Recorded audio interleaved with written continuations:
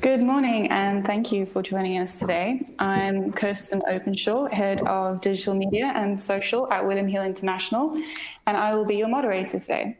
I'm very excited to discuss the role of social media, a subject that is a true passion of mine and something I think should be included in every company's marketing mix.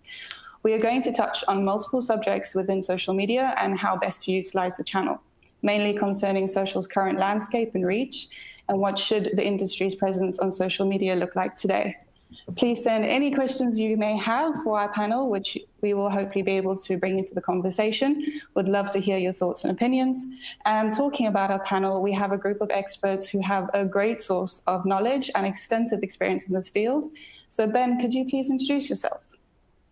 Of course. Hi, everyone. My name is Ben Jeffries. I'm CEO and co-founder of a business called Influencer.com.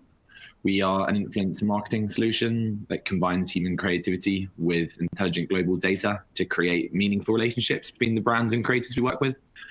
We've worked across the sports and gambling industries for over 5 years now. We've worked from clients such as PokerStars to Party Casino, all the way through to your Ladbrokes and your BetVictors.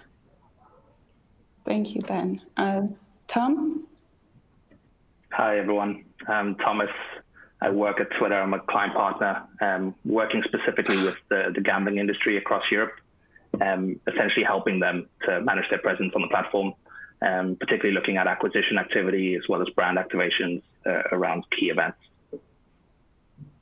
Thank you. I think we'll have probably a lot of questions for both of you, to be honest. And Chris, could you please introduce yourself? I can. Good morning, everybody. My name's Chris Harrison. I head up Google's approach to the gambling industry globally. That looks after the major relationships we have with the industry. That considers the relationships we have with regulators. That looks at our policy roadmap. That looks at our product roadmap and the various bits and pieces that we're doing there. Previously to that, I was at Betfair, where I ran digital marketing for a bunch of years. Thank you. Yesterday, we had a short time to discuss this topic, and they're truly a panel that, trust me, I wish I could have their brains with me 24/7 when I'm doing my daily job as well. So I think there's going to be a huge amount of insight that all three of them are going to give you. So to open the discussion, I'm going to direct a question to you, Ben. So considering increasing regulation and legislation, how do you feel influencer marketing can enhance audience reach and engagement? Yeah, so I think it's probably best to start with what the regulation within influencer marketing actually is, because regulation is obviously an absolute beast and it's ever changing. So first and foremost, like with all sort of online advertising and social media, the requirement is for the social media advertisements to be targeted at consumers age 25 and plus.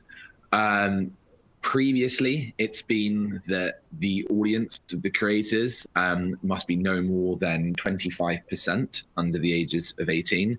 That subsequently increased to say that the people advertising must do what they can to restrict the content to be able to be seen by those under 18. So for an example, on YouTube, you can age gate the content. So you can mark it as being only required to be seen by those 18 plus. So users are required to log in to actually see it. Now, that's obviously the regulation side of things, but has that impacted influencer marketing? Absolutely not. I think influencer marketing, especially over the last few months, we recently just did a research report with Global Web Index on the effects of influencer marketing from COVID. And ever since then, influencer marketing has just grown because people are seeing it as an opportunity to, I guess, be real and engage with their audiences when they haven't been able to previously engage with their audiences. We've seen certain trends prop up. So, notably, one trend is the rise in branded content through using creators.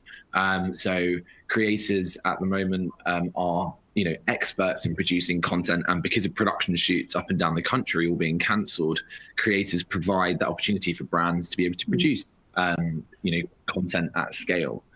We've also seen rise in trends such as live, with people again wanting that real and relatable connection, and advertisers being able to utilize that real and relatable connection through live. And then lastly, we've seen social networks come out of the works which haven't previously been there, such as the rise of TikTok. And TikTok, I think everyone sort of at least downloaded it. I think it was a record download of 2 billion in the first quarter of this year. I think shamelessly, I can even admit to downloading TikTok. But, I think all of these, different parts of influencer marketing, what they have created is, the growing requirement for brands to want to get involved in influencer marketing and really utilize it. So we've certainly seen influencer marketing on the rise. We've certainly seen, sort of the campaigns that we've been running at the moment with gambling and sports within the sports industry continue. And I guess the creative starts to be quite creative as well. Have you seen, particularly during the last 6 months and with influencers, that brands wanted to maybe connect with influencers more so than they have previously, to have that almost emotional brand connection, considering that we've all been, reduced to being in our houses and, offices are taken away. We're missing that human connection. Do you find that, influencers are on the rise in the connection to brands due to that, or is it still kind of stable as it was previously to 6 months ago? No, 100%, and more so than ever, with advertisers needing to, shift marketing budget from where traditional marketing budget has been, and then them going towards the methods where they're able to directly connect with the consumers and continue, as you correctly put it, that human connection, that human emotion between the two, which is exactly what influencers and creators offer. So we've certainly seen a rise in that, but that's not to say as well that influencer marketing is the only form of marketing that you should do. Influencer marketing is a complementary marketing form to all other types of advertising, because it adds in that emotional layer. So most of the widespread influencer campaigns we're doing are supporting some sort of paid media strategy, or they're supporting another type of marketing strategy, which really helps to deliver the best return of investment from the actual campaigns themselves. I've also thought myself previously that I think brands are moving to a way, like you say, connecting it to the paid side of influencers, that rather than having, let's say, just like the celebrity influencer behind a brand name, which is what a lot of brands used to do, maybe even 5 to 10 years ago, it would always be that celebrity collection as an influencer or an ambassador. Whereas now I'm finding that people or brands are selecting influencers who might be more like micro influencers that more represent the brand's, impact, what they want to do, what the brand's, bottom line kind of is, who they are, as a person. Are they, a brand? Are they, an emotional brand or whichever? They're not so much going for the big celebrity names. So are you seeing kind of like a bigger growth of, say, the more micro influencers? Absolutely. So I suppose how we define micro influencers is someone between 10 and 100,000 followers, and then a macro influencer, someone between 100 and 1 million. And then we say like your celebrities, your hero creators are those over 1 million.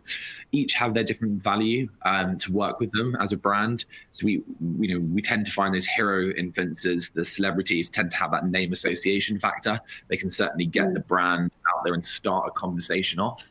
But where the micro influencers really come into power is they've got these niche communities where they've got, a much concentrated smaller audience who perhaps are more interested in certain topics. So, you might find a smaller influencer has I'm a massive Chelsea Football Club fan. Sorry if that offends anyone here, but I think it might affect Chris, as he's a Man U fan.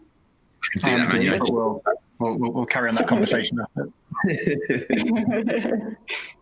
I follow quite a few, Chelsea Football Club micro influencers, and these Chelsea, Football Club micro influencers will have an audience concentrated to those fans of Chelsea, so you can really utilize that. So that's where micros come into power, and because obviously micros are a much reduced cost to your macros. You can start using them at scale. So when you do a micro-influencer activity, you tend to use anywhere between 20 and 100. And what you then start doing is you start building up this influential conversation online, because multiple people are talking about the same thing who tend to have the same niche communities. So it's basically just like, targeting through a group of friends as such who are all saying the same thing to everyone else, which really delivers, strong return of investment. Yeah, no, I 100% agree. I think a lot of people have to start pivoting the way that they've started or previously have used influencers, especially with the current landscape that we have now within social. We have one question which I'd like to put through to the panel, anybody can answer, is how should media strategies change for the potential, how should media strategies change given maybe a potential second lockdown in the future? What are your guys' opinion on that? Should we change the strategies even further than what we have done from the first lockdown? Or should we take what we've learned and maybe call the first lockdown like a test and learn subject and take that information and adjust our social strategy going forward? I can maybe jump in here, Kirsten. I think if 2020 has kind of taught us anything, is that we need to be ready to keep adapting. So obviously there are tons of great learnings that we took from the initial kind of lockdown, which is a really good place to start.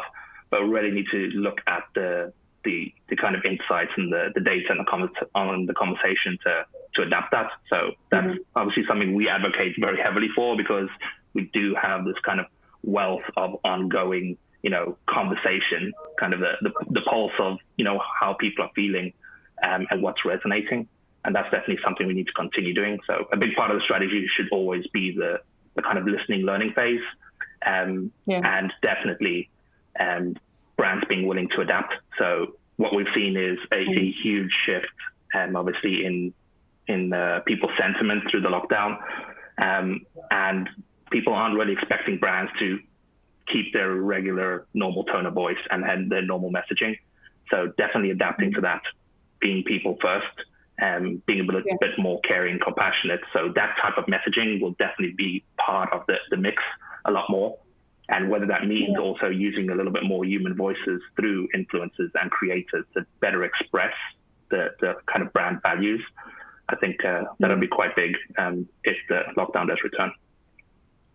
Yeah, I think that's a great point. Just from my perspective and putting my media owner hat on with YouTube and search, I think what was really interesting was the paradox between a lockdown and what that meant for media consumption, and what that meant for engagement, and what that meant for a willingness for customers to engage with the industry, be it through gaming or be it through what was a lack of sports, unless Romanian Division 2 football floated your boat, and responsible gambling concerns.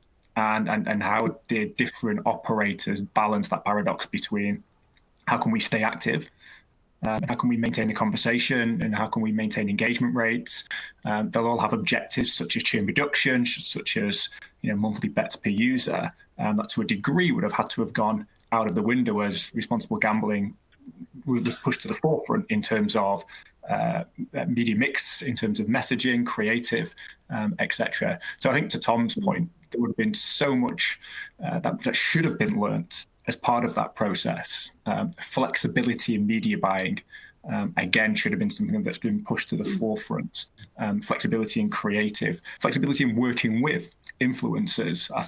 From the outside in, and I don't come at this with any real authority, having not engaged with all brands during the lockdown, but I didn't get a sense that the assets that most brands would have through their relationships with not just influencers, but their relationships with football teams, for example. I didn't get a feeling as though those assets were used in the best possible way. I wasn't seeing footballers sat at home still engaging with gambling companies to a degree. Now, I imagine that's a very hard balance to achieve, but it didn't feel as though there was a hell of a lot of content being produced during that lockdown that allowed companies to stay engaged. And again, as I caveated at the start, I don't come at this with any real authority, having not been checking in on social media on a daily basis. I was trying to keep two kids from killing each other, basically.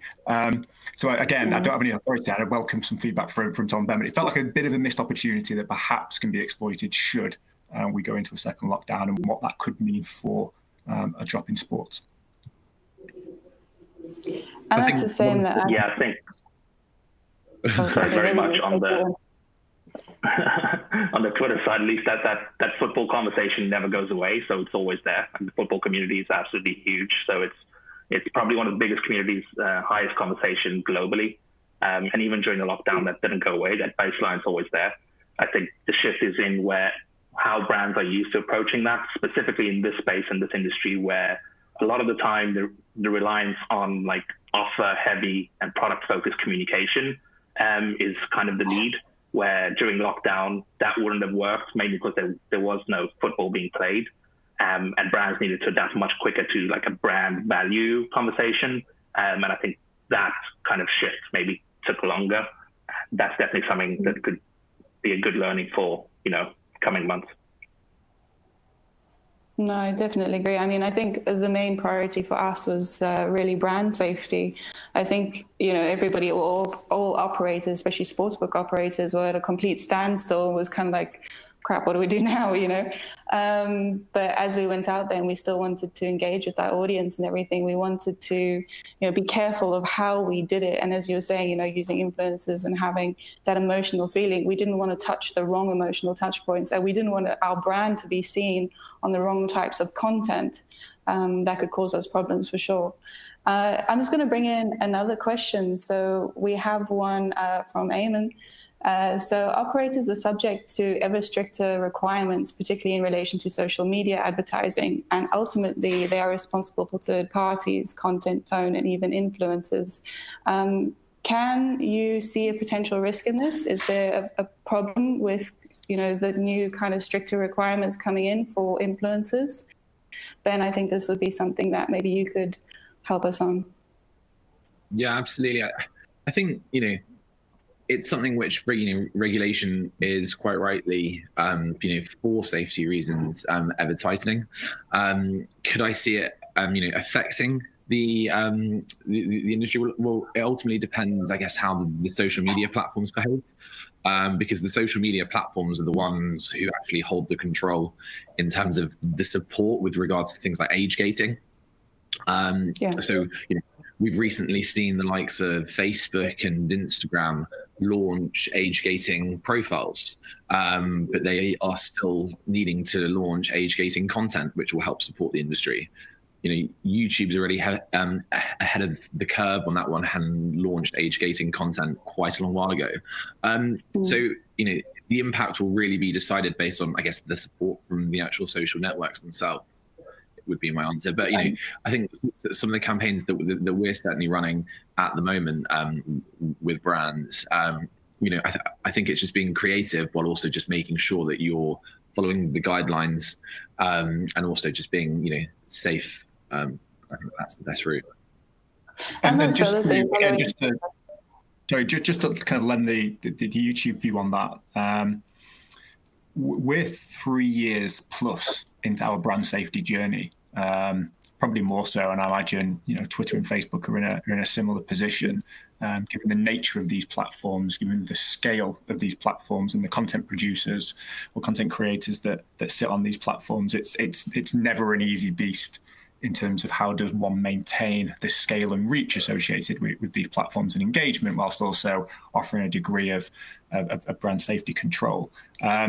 So to a degree, as we do go through, to your point, Kirsten, a need for more control during a lockdown period, I imagine innovation to a degree will get stifled, whereby platforms such as TikTok, that haven't been able to invest tens of thousands of people and X many dollars into, the controls that they're able to put in place to allow for a brand safe environment in which an operator can pick and choose how they want to engage with an audience. From a YouTube point of view, we have opt-out controls, we have 18 plus only, we have advertiser age gating, demo targeting, and then content controls and exclusions and whatever else that go to a fairly deep degree.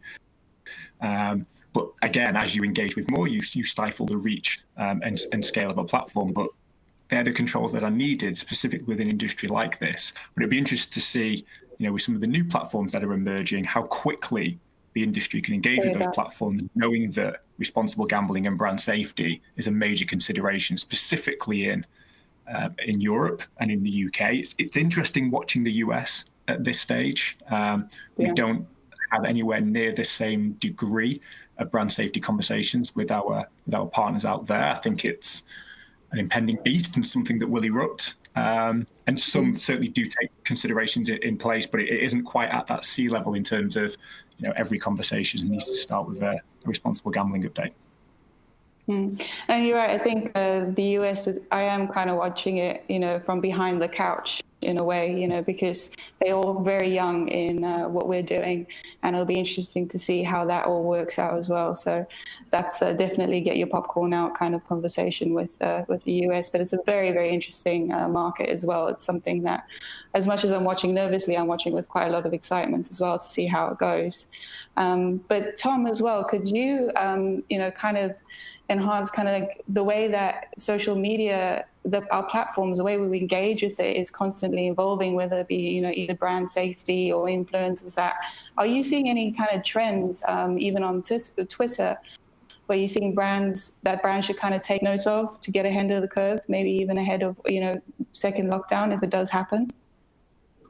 Yeah, definitely. So I think you touched on it there, the evolution. It has been a very constant evolution over the last, say, 5+ years, where we've seen the shift to video.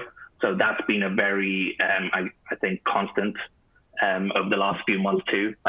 Even more so, it's kind of accelerated that. So particularly looking at all platforms, but Twitter specifically has transitioned to such a video-first platform. There's so much video being consumed on it in any given day, and we've seen this obviously skyrocket during lockdown too. So a big focus there is on brands, and brands have been feeling that pressure to produce ever more and more video content to keep up with, I guess, the needs of the content that people want to consume. Some are doing a really good job with this, really good in-depth content, maybe behind the scenes with different events, or perhaps live events. I think Paddy Power had a really good example during lockdown with the Paddy Power golf shootout, which was just exactly in line with the type of content that people wanted to see and consume, just really good, entertaining content that we normally wouldn't expect to see from brands. So that's one aspect. The other aspect is that brands don't have to necessarily produce their own content. So obviously there's a big shift towards aligning with publisher content. And what's come along with that is obviously the brand safety side too. So what we've seen is obviously advertisers looking a lot more to align with specific publishers. So looking at premium publishers. So we've seen our Twitter Amplify pre-roll and sponsorship product do really well there, where everything is manually reviewed, every single piece of content from a publisher before an ad is served on it. So we've seen a big shift in that direction too, for brands that don't necessarily want to create their own in-depth content week in, week out, which we know isn't always for everyone. I can imagine. And even John and LADbible, are you seeing a bit of a shift as well? Sorry, I didn't catch the beginning part of the question. I've only just got on. Apologies for being late. No worries. These things happen. No, we're just talking about the kind of shift on how we use social media platforms, even as marketers. So have you seen a bit of a shift even on the LADbible spectrum of how you've, engaged with different platforms throughout the last, say, 6 months or even year? Yeah, definitely. I think for us, it's been kind of really interesting. I think you touched on it's what you're using those platforms for. So especially under kind of current behaviours, right? So we've noticed that with Facebook, if you're looking kind of a journey or better where you want to tap into longer form sort of content, then Facebook's a great way of doing that. It's beneficial from the algorithm, but also it's a great way of kind of informing and starting to take people on a journey. If you look at kind of the way that we use in Instagram, the Instagram stories have been absolutely kind of phenomenal. We saw them being huge before lockdown, but they've been absolutely huge as part of it. I think as it brings communities closer, there's more engagement with what you can do on screen, with the functionality of everything that exists within it. So it means that there's more interactivity, more DR, kind of more swipe up, but it brings people closer to that brand. What I would say when you're using that format though is like to be careful that you're not just clipping down content necessarily and asking someone if they like it or whether that was great or that sort of things. There's got to be an element of quiz or challenge or a reason for you to need to do it. Otherwise you'll just get skimmed through kind of really, really quickly. Carousels, we've seen a huge kind of uptake in terms of the interactivity within those environments as well, especially as you can have multiple sort of different forms of media. So you can tell your own narrative within those frames. It's really, really useful for storytelling that we've seen in that. And then kind of moreover, like we said, how we've used Twitter in the past, which I know Tom and I have spoke about, where we've seen that polling to be able to kind of give options to a community for them to be actionable later on. So to find out, if there's a specific offer or if there's a specific teams that our community want to be involved in or see a bet around or, just want more information on, and then being able to serve that afterwards. As seen a huge uptake from a DR perspective. And those behaviours and those influences have kind of been amplified. And obviously, we've seen a huge growth in kind of TikTok as well, but very much from an editorial point of view to get a better understanding of kind of how those behaviours work and how actually the platform works in itself before we'd ever consider partnering anyone. We've got to understand it first, the same as everybody else has. And that's the thing you bring in is it's kind of like social listening, which I think is so important as well, for what we do. We have to see if the content that we put out there, whether it's editorial, whichever, are the audience engaging with it in the correct way, in the way that we want them to, rather than just so-called like or whichever and keep on scrolling. We need to put our content out there that they are actually really engaging with, that people are commenting on, sharing, starting a conversation, so you get that increased share of voice. And I think that's the hard part now, because there are so many people just putting out social media content, thinking that a cat meme is going to get you 500 new NDCs or first time depositors, because that's what you do in social media, right? I was going to say, I think that's definitely kind of the case.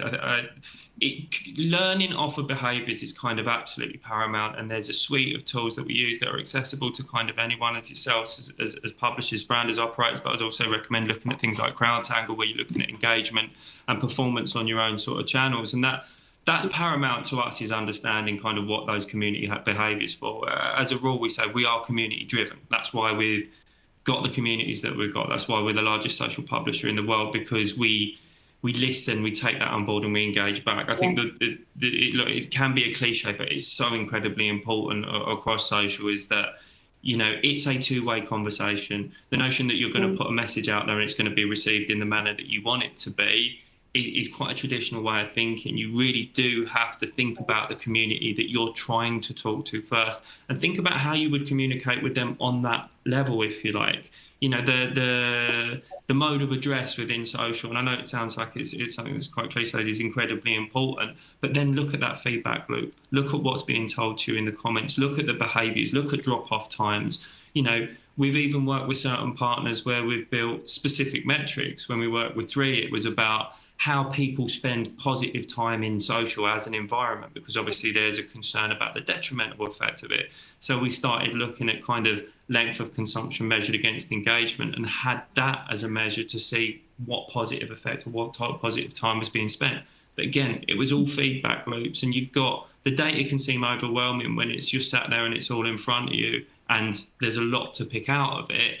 But it's invaluable in terms of learning what your community wants to see, growing that, and then sitting further up in algorithms and in feeds. Yeah, I think that's exactly right. It's one of those of you have to start the conversation. It has to be, a conversation that people want to engage with to build that community. But it's even still, which platform do you post that content on to get the conversation back that you are wanting to get back, and it's one of those of, you don't just put everything on Twitter, because Twitter's got a certain type of content that they use, and it's a different type of content strategy compared to, like you're saying, Facebook or even YouTube. Like YouTube for me, anyway, from an operator side, is more of like an evergreen type of content, which in a way, could help even your SEO as well. So it's got that double-edged side there that's just more and more benefits. But yeah, I think I've got another question here that I'd like to put out to you guys. And I think, Chris, this might be one for you. So we got a question saying, I'm curious what you think about the connection of social media and SEO. Sorry, Chris, what would you put in there? Yes, so look, SEO is always an interesting one. Unfortunately for me, the powers that be at Google Towers haven't deemed fit to give me the keys to the SEO kingdom. So I don't come at this with any authority in terms of I can give you the exact breakdown of the signals that are going to see you rank number one based on what you're doing from an SEO point of view. But I can talk to it from someone who is engaged on an almost daily basis on a search engine ranking page and trying to work out real estate gains and trying to understand vertical search and trying to understand the benefit of Twitter, Facebook, YouTube, and how each of those social platforms are scraped, and therefore how do they influence on that position. And that's before we get to the benefits of YouTube. So for me, there's the obvious traffic benefit. You're always going to get more traffic from social content. There's an obvious value to those links, and Google will see those links, given that we do scrape. The authority of such links, again, I'd imagine would be very low. But there is certainly some benefit to that. Our algorithm changes over the past few years have indicated that there is some social value, and certainly from an SEO point of view. As a separate note, one has to consider YouTube as its own search engine. Certainly during lockdown, how-to, education, those type of videos, absolutely. So those type of searches absolutely blew up. There's often been a gap, certainly within this industry, for an operator to own that how-to space. There is some UGC content that's been created by gamblers, by those who use slot machines, by those that are sports bettors, but rarely has an operator stepped into that space with any real authenticity and been able to truly command that. So there's always been a gap there, but different brands have had a go at it, but no one's really been able to break through there. The poker side is a little bit different. PokerStars has close to 1 million subscribers, nearly 500 million views. They do produce some wonderful content when it comes to engaging with the poker community. So I think from a basic point of view, in terms of influence on SEO, it's difficult to truly describe the obvious benefits. From a real estate point of view, yes, there's some value there. I think just sweating assets and more visibility of content should be ways in which you start to try to understand the benefits of any activity. We know that certainly during lockdown, but as an emerging trend before that, content on YouTube now, over 40% of that content is now viewed through a TV. That's grown 27% during lockdown. That's close to 25 million Brits who can view your content now via a TV. So all the creative benefits that comes through viewing on the big screen are now all of a sudden associated with social, and are now all of a sudden associated with influencers and content creators. And that has to influence your thinking, and has to influence the way in which you approach a campaign, the objectives that you assign to a campaign, because all of a sudden you're bringing in awareness and consideration and reach benefits to that content that take you into the above the line media buying team. And therefore, we've long spoken about the mix between digital and above the line, or between digital and CRM. You're able to tick a bunch of boxes, and that can be a good and a bad thing. We're often working with operators or even advertisers in other spaces who are just trying to achieve too much. They're trying to do too much with a single campaign, and it doesn't really end up doing anything. Then you get others who are hyper-focused and can certainly try to hit what their objectives are, albeit, are those objectives right for the platform, and are those objectives right for what the business is trying to do? So, bit of a waffly answer, in that, working for Google, you'd think I'd have the keys to the SEO kingdom, but unfortunately I don't. I think I'd be running my own consultancy and partnering with Ben if that was the case, but sadly it's not. But hopefully a few bits of advice as to how an operator can get more out of the content from a search point of view. So if we will see you and Ben in a press release, we know what's happened. You've stolen everything from Google. I think that's if Ben wants me. That's if Ben wants me. His business is doing really well at the moment. I'd absolutely love to. But I agree with you. I mean, on YouTube, I think the values on YouTube for SEO are huge, because I know our SEO team don't say it so much. I know they get a little upset when our YouTube videos rank higher for a search result than their actual, search results. So it's quite interesting. And I think YouTube is one of those things that has been around for, now I say many years in the world of social, but in the world of reality, not that long. But it's one of those platforms that I have quite a lot of respect for, because it just doesn't give up and it just keeps on getting better and better. And I think that is with the partnership of Google as well. And it's particularly during the last 6 months, like you're saying, everybody's streaming, everybody's on their laptop, everybody's on their phone. And I think the whole value of video marketing content is very, very underlooked when it comes to all kind of marketing, especially in the operator space. I think we rely too much on the old school kind of type of creative content, rather than, what we should be looking at nowadays, which is what is actually getting more engagement, more views. And even from video, we can see more data as well. We're getting so much insight, from about our brand, heightening NPS scores and everything like that. So yeah, YouTube is a fantastic way to enhance a brand and, in my humble opinion, probably increase your search engine results. But even YouTube is, Sorry, I was just going to quickly jump in, and I think one of the interesting points that's often overlooked, it takes a hell of a lot of resources to be successful on these on these social channels. YouTube in particular, just from a consistency point of view, from an authenticity point of view, from a creation of content point of view, which is why we would often just push people. When people come to us with certain objectives that talk to what can we do with content, we'll push them John's way and simply say, we think you should work with or connect with an already established audience, or go and work with influencers who have that audience already, and you can work with them who have those resources, who understand their audience, who understand the messaging that's going to work for you. Because it's quite difficult. And again, I'd open it up to the panel. Outside of the obvious examples, Paddy Power do some amazing things, PokerStars do some amazing things. But outside the obvious, I struggle to really see how major gambling operators have built up a really big audience and are tapping into that audience on a regular basis, where I've seen some great gambling campaigns where they've partnered with some already established content creators or influencers, and they're doing wonderful things there. So that would be where we would look at it. We'd often say, go and work with this team, or go and partner with John or Ben, and they'll get you. They'll help you hit those objectives that you've come to us with.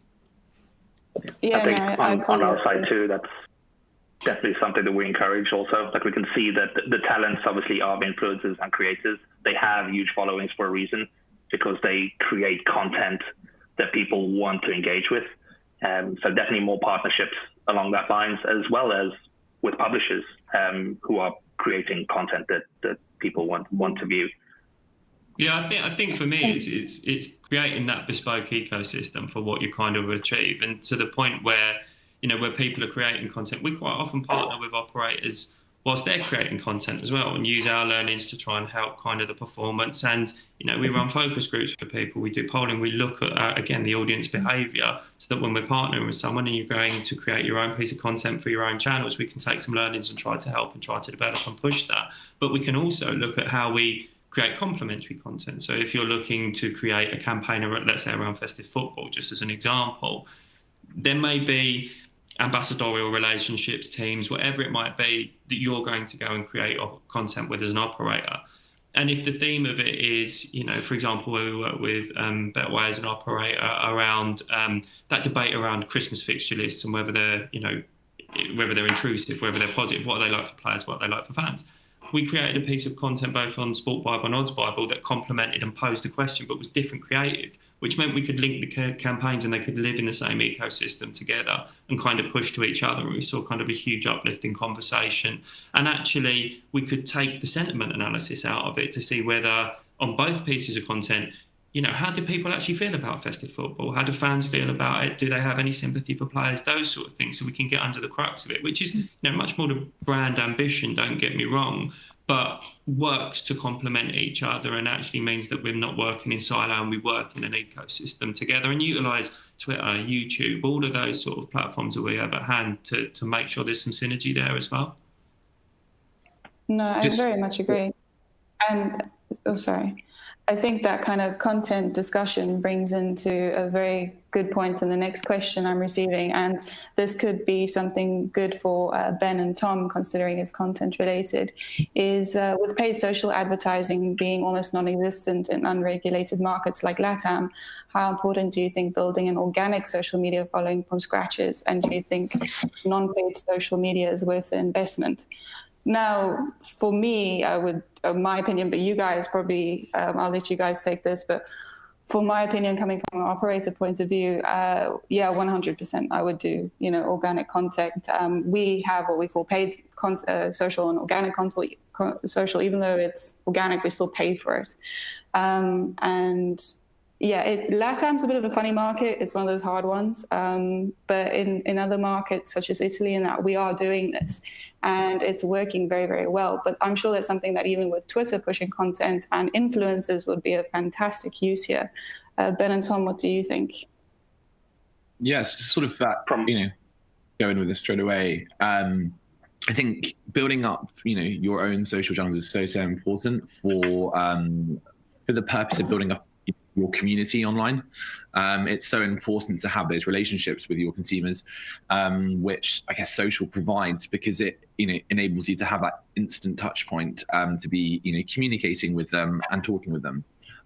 In terms of using paid social, I think I was actually going to mention this as a point a little bit earlier on, but it's kind of the I guess the distinction between affiliate marketing and influencer marketing. And really, influencer marketing can be used in different sort of, I guess, use cases. You can use influencer marketing as a brand awareness tool. You can use influencer marketing as a direct response and drive NDCs. It really depends on the strategy that you want to go. And that's where paid social can be a real big help, because paid social is one of those perfect accompany marketing methods to influencer marketing. Whereas if you choose influencer marketing as your brand awareness tool, you can then use paid social as the direct response to drive the NDCs and retargeting the audiences. In terms of regions such as LATAM, it's fantastic because obviously things like CPM, CPAs are much lower there, so it's much easier to drive NDCs and to actually drive engagement and awareness for a much lower cost. And that's what we've certainly found with a lot of the campaigns that we've run for operators, where we've had to do that little brand awareness piece initially and then retarget through paid social. I'm not sure if Tom wants to add anything on. Yeah, I mean, we can see in LATAM, obviously, that the regulation is starting to open up over the next few years. So I think you just have to be, I guess, really honest with yourself about what you're looking to achieve. Like if you're going to start organic social for the sake of engagement, then probably not. Whereas if you are trying to, build a bit of brand awareness in preparation for marketing being regulated, definitely. I think just, engagement for engagement's sake should probably be avoided at all costs. Yeah, and I agree with that as well. Sorry, just quick. I think it's got consideration for opportunity cost as well. I mean, my one line on organic social is always, you can build a rocket ship, but if you don't give it any fuel, it's not going to go anywhere. And the fuel, more often than not, is the paid component of those social platforms. And organic social, again, and I'm sat here, I'd happily be shot down for customer service and for one-on-one engagement, yes, but you struggle to hit any awareness, consideration, reach goals through organic social. And when other channels are available to you, if you're going after DR, there's probably an affiliate base you can tap into, and various other channels. If you're looking for reach, there are probably other above the line opportunities that you can take advantage of. So it's interesting to understand what that opportunity cost is, interesting to understand what that existing media mix is, and trying to work out what that channel can be used for, and not doing something for the sake of doing it simply because it's you feel as though it's an untapped part of your mix when there's still some value in some of the existing channels that you have. I think it's interesting. I go to Tom's point. It's like, engagement for engagement's sake, certainly, but you've got to think as a publisher and in those environments and what is your output, what you're looking to achieve, to Tom's point. But I think what's important is then with paid, it's what's the engagement you're getting behind it, or what's the value of the engagement that you're getting behind it. And a consideration that we use paid, we use it across our own channels, we work with partners, but it's how much, if you're creating a piece of content or if you're creating whatever it is and you want eyes on it, you want genuine engagement, you want conversation, you want to develop a community, and that's the paramount focus of what you want to achieve, then looking at how you focus to develop that organically is more important than just getting the reach on the page, because people will see it, but they may not engage with it.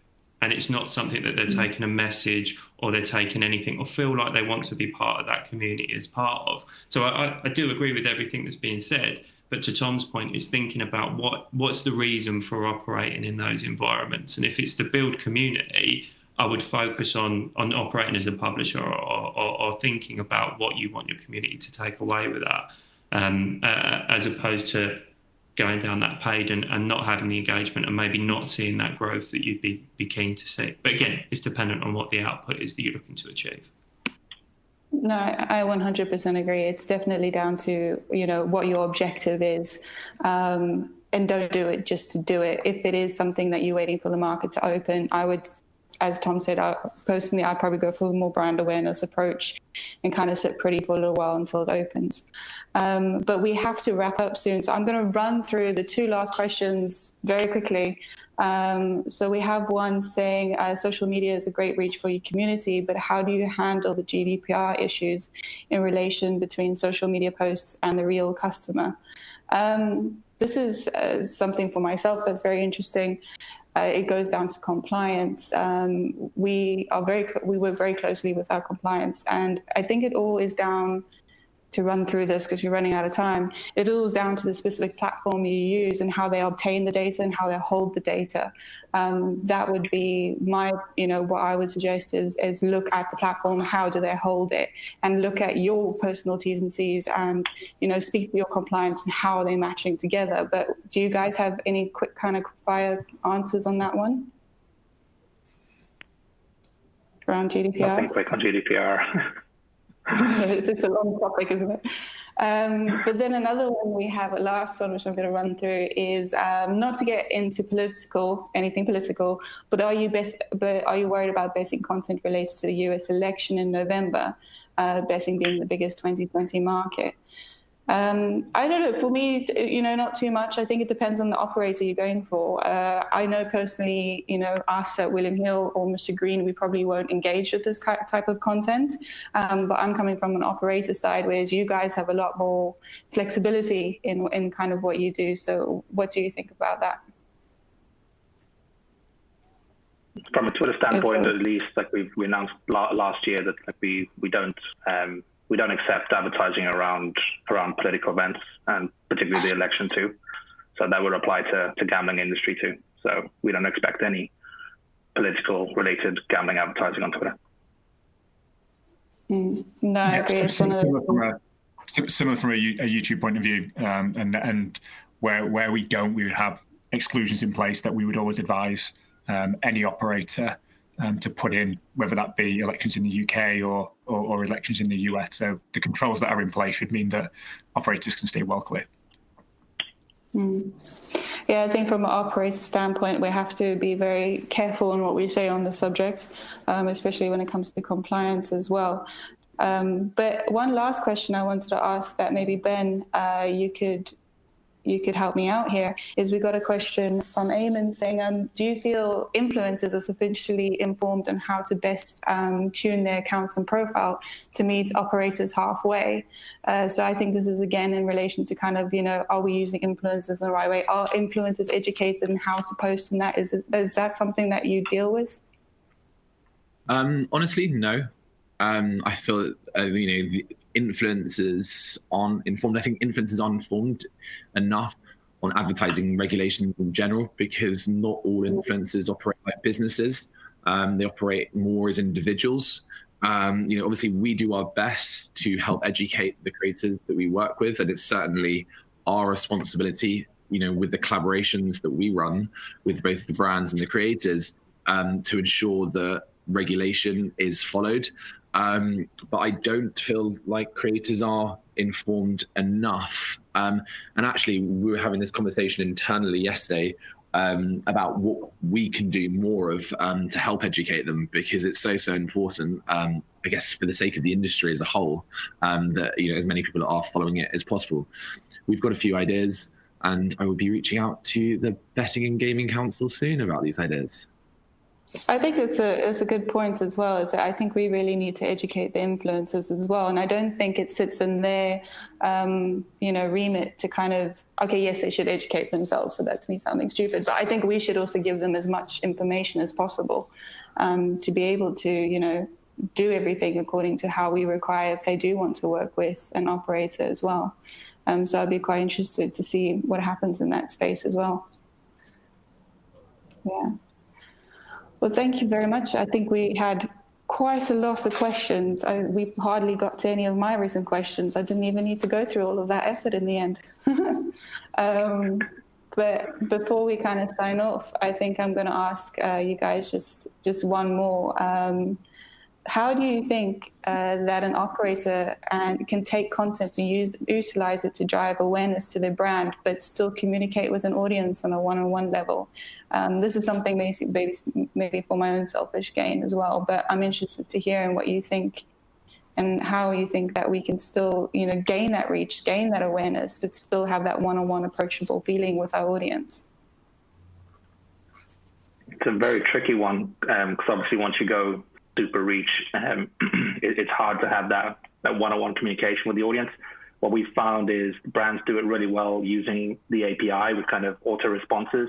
So you can have a really wide, broad reaching campaign, but then with certain interactions have, an individualized message, tweet directly to a person, follow up with some kind of, media or prompt to an action, which kind of takes it to a more one-on-one personal conversation with the brand. And we've seen that work really well across the industry too. It's been used quite a lot. And that's the thing, is I think it's, how we engage with the brand. And I think that's something like even, John, on your aspect, how do you guys kind of run on engaging with the content? Do you personally engage with the audience themselves if they leave a comment, or do you leave it to an AI? No, we don't actually, because you've got so much interactivity within the community itself, and such a breadth of different opinions, and that you end up, I won't say self-regulating is the wrong way to put it, but actually the comments are really interesting, and there's a lot of debate and there's a lot to be learned out of there, especially when you're looking in a sport and a gaming context.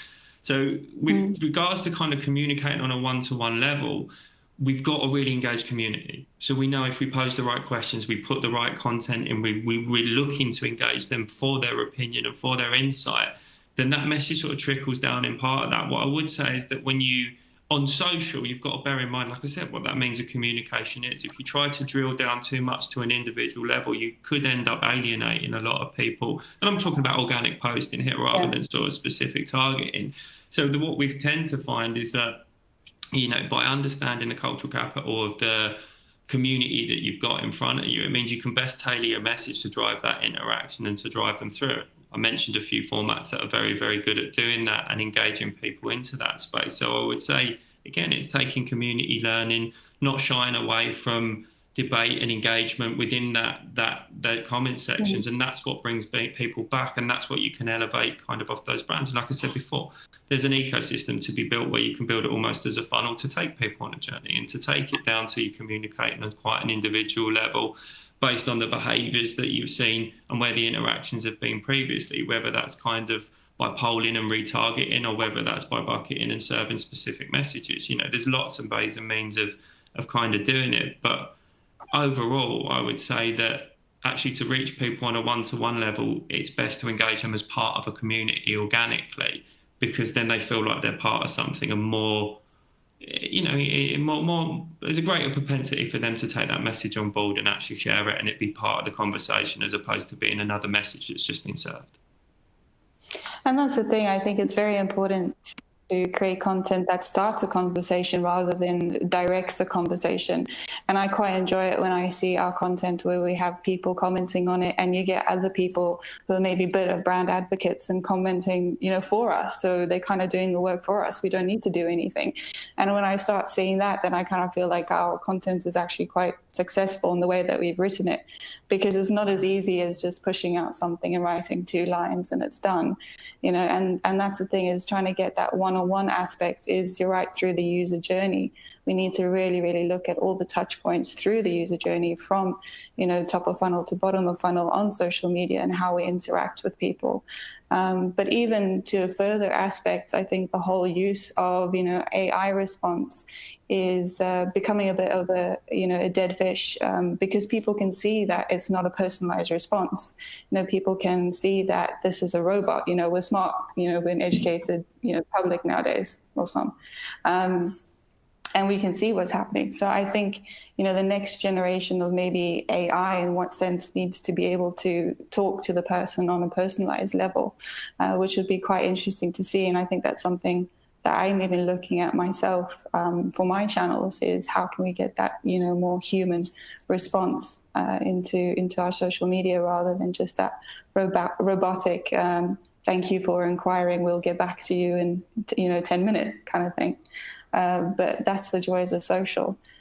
I think I really enjoy how, social has really, really evolved so much. And it's one of those channels that I feel had, was on the back burner for quite a number of years. And I remember in the past, we used to get, you work in social media, so you just post cat memes all day. Whereas now, that conversation is, we've got, people like you guys, working in social, and there's highly educated kind of conversations going around about it. And it makes me very excited to, see that people taking note of social media and realizing the importance of it on all levels. So yeah, it's very, very, very interesting. But I think if there's anything kind of like one last, top tip that I think everybody could, give, in terms of an influencer aspect, Ben, do you see influencers getting bigger and bigger? Is it, are we going to be, hiring influencers on a more permanent basis than we have previously? Yeah, no, absolutely. I think, I guess top tip would be to, always remain real and authentic on social media. And I think, now, especially with everything going on in the world, is more important than ever. Certainly see influencers going down the route, becoming more ambassadors rather than just one-off collaborations. So I think we'll be seeing that more closer relationship between the brands and the creators, and then the brands and the creators' audience through these deeper ambassadorships. And that's true. I think, that will probably be, you need that more human interaction as well. And that's something that I think brands need to start looking at. I mean, even on Twitter, have you seen, the effects of that as well? Yeah, yeah, definitely. I think being human and being people first is really important for brands. We've seen that more than ever over the last few months. Perfect. Well, thank you. I've been given the note that we need to keep quiet now. But thank you all very much for joining me in the discussion. I really appreciate it. And like I say, hopefully one day we can all meet up for a beer and talk about this even more, because I love this kind of topic. So thank you all for your time, and thank you everybody who joined. Thanks, everyone. Yeah, thank you. Thank you so Thanks, much. Everyone. Thank you.